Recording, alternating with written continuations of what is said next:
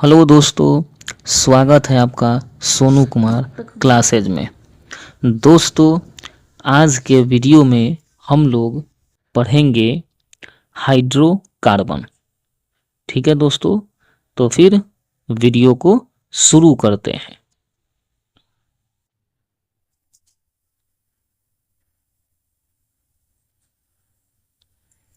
देखिए दोस्तों, पहला क्वेश्चन में क्या है कि एक हाइड्रोकार्बन जिसमें कार्बन के दो परमाणु द्विबंध द्वारा जुड़े हो कहलाता है। ठीक है, यानी कहने का मतलब है कि एक हाइड्रोकार्बन है जिसमें कार्बन का दो परमाणु द्विबंध द्वारा जुड़ा हुआ है, तो उसको क्या कहा जाता है। ठीक है, तो दोस्तों देखिए, जो सिंगल बॉन्ड होता है, ठीक है, जो कार्बन और कार्बन के बीच में अगर सिंगल बॉन्ड है तो उसको जो है दोस्तों उसको अल्केन कहा जाता है। ठीक है, और अगर डबल बॉन्ड आता है तो उसको अल्कीन कहा जाता है। ठीक है, और अगर ट्रिपल बॉन्ड आता है दोस्तों तो उसको अल्काइन कहा जाता है, याद रखिएगा। ठीक है, तो यहाँ पर द्विबंध के बारे में पूछ रहा है, मतलब डबल बॉन्ड के बारे में पूछ रहा है। ठीक है, तो इसीलिए दोस्तों इसका आंसर ये हो जाएगा अल्कीन। ठीक है, यानी बी नंबर। चलिए इसका व्याख्या देखिए।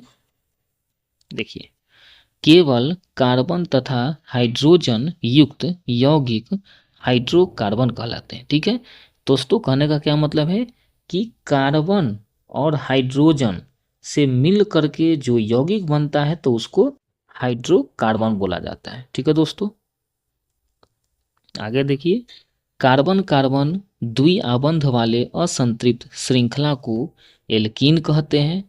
ठीक है, एल्केन कार्बन कार्बन एकल आबंध युक्त संतृप्त विवृत श्रृंखला वाले हाइड्रोकार्बन है। एल्काइन त्रिआबंध वाले असंतृप्त हाइड्रोकार्बन है। परमाणुओं के मध्य इलेक्ट्रॉनों के स्थानांतरण से जो बंधन बनते हैं उन्हें विद्युत संयोजक बंधन या आयनिक बंधन कहते हैं। ठीक है दोस्तों,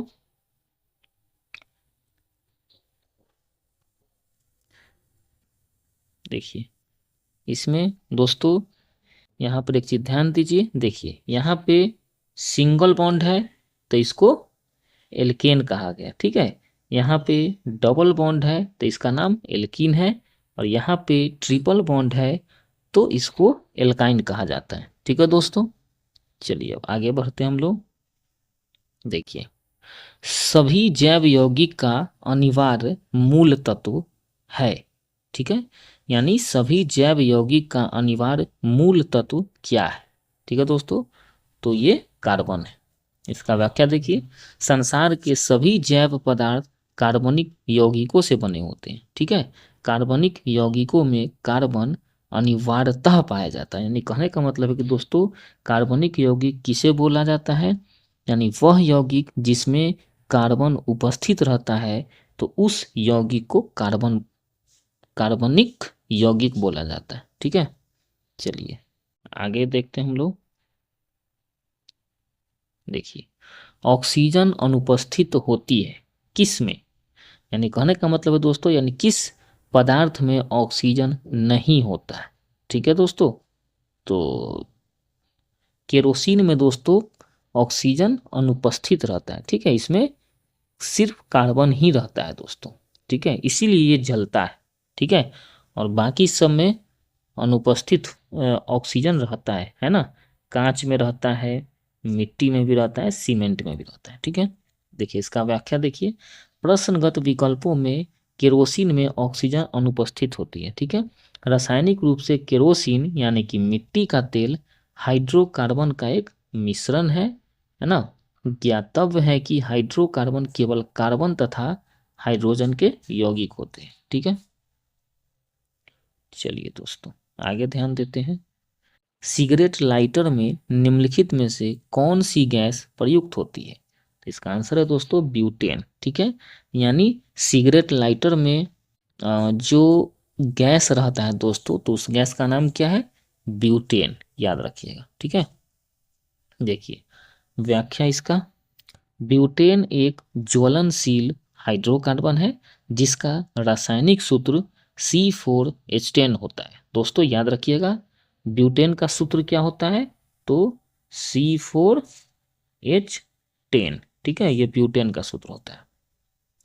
तो आगे देखिए, इसका उपयोग सिगरेट लाइटरों में किया जाता है, ठीक है।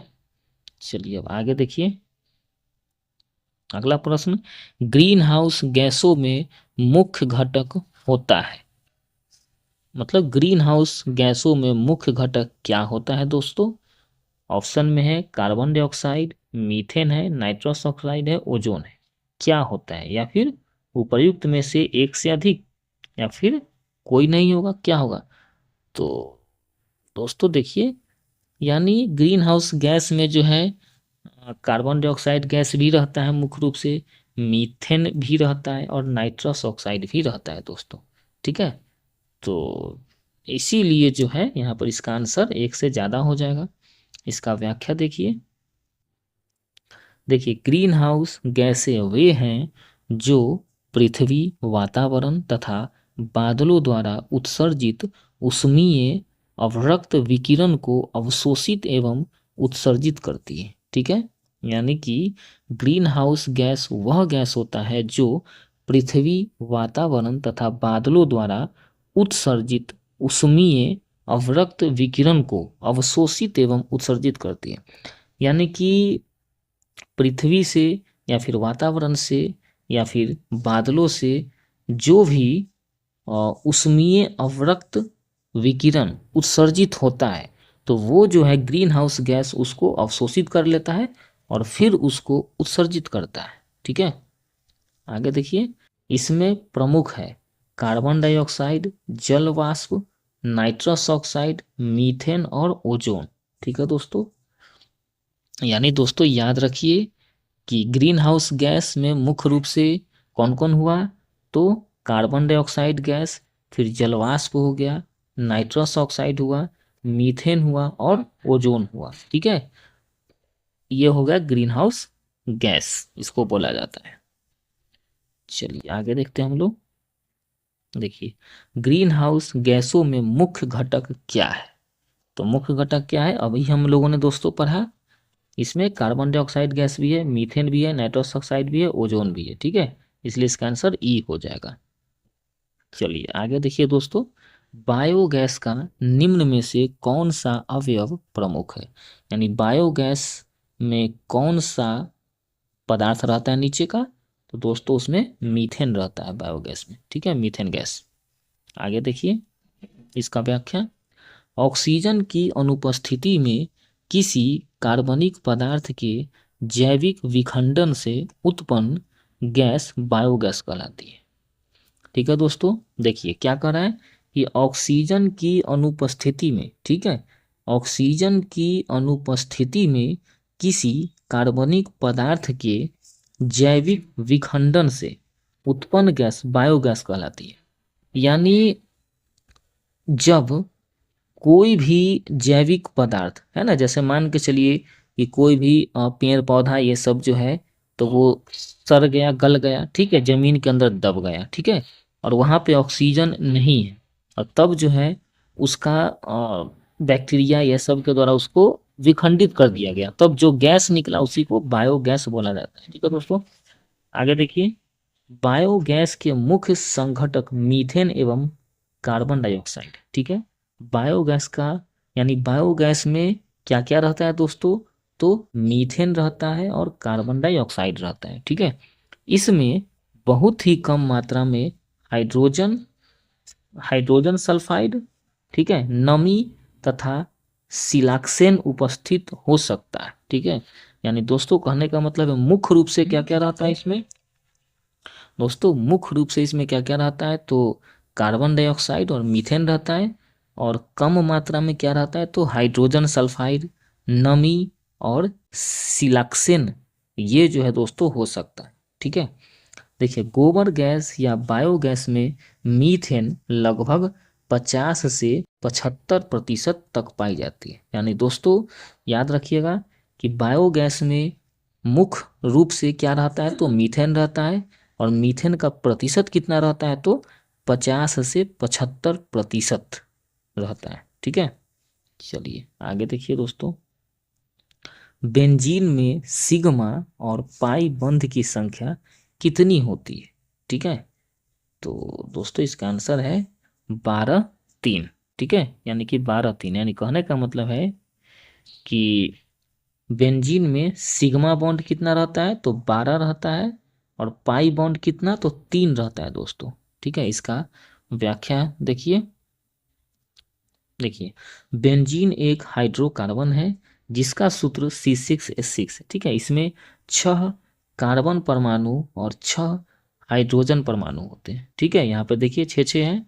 प्रत्येक कार्बन परमाणु एक बंध से हाइड्रोजन से और 2 से अन्य निकटवर्ती कार्बन परमाणुओं से संबद्ध रहता है। ठीक है, कार्बन का चौथा बंध युग्म बंध के रूप में उपस्थित माना गया है, यानी कि डबल बॉन्ड रहता है।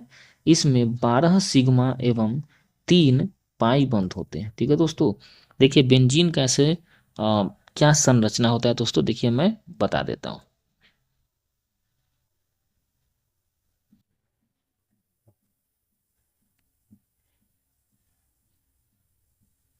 ये जो दोस्तों संरचना है बेंजीन का सूत्र है। ठीक है, यहाँ पे जैसे ये जो यहाँ पे जो कोना है, कोन है, तो यहाँ पे कार्बन उपस्थित रहता है सभी जगह। ठीक है, यहाँ पे ये कार्बन रहता है दोस्तों। ठीक है, और फिर ये फिर हाइड्रोजन से सब जुड़ा हुआ रहता है। ठीक है, तो इस तरह से ये बेंजीन का सूत्र है, ये संरचना है दोस्तों। चलिए आगे देखते हैं हम।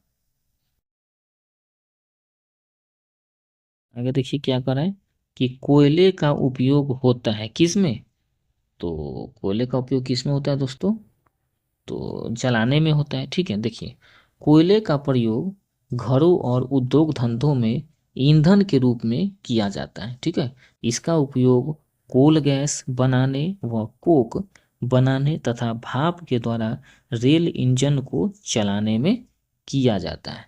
ठीक है दोस्तों,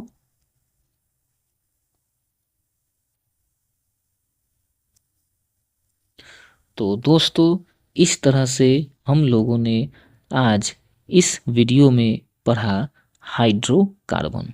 ठीक है दोस्तों, ये वीडियो आप लोगों के लिए बहुत ही इम्पोर्टेंट है, खास तौर से बीपीएससी TRE 4 और बीपीएससी 71st एग्ज़ाम के लिए बहुत ही इम्पोर्टेंट है। और वैसे तो यह किसी भी प्रतियोगिता परीक्षा के लिए बहुत ही इम्पोर्टेंट वीडियो है, यानी वह एग्ज़ाम जिसमें विज्ञान के प्रश्न पूछे जाते हैं उसके लिए बहुत ही इम्पोर्टेंट वीडियो है। तो दोस्तों इस वीडियो को आप लोग बार बार देखिए, निश्चित रूप से ये वीडियो आप लोगों के लिए बहुत ही लाभदायक होगा। तो दोस्तों मिलते हैं फिर अगले वीडियो में, तब तक के लिए धन्यवाद।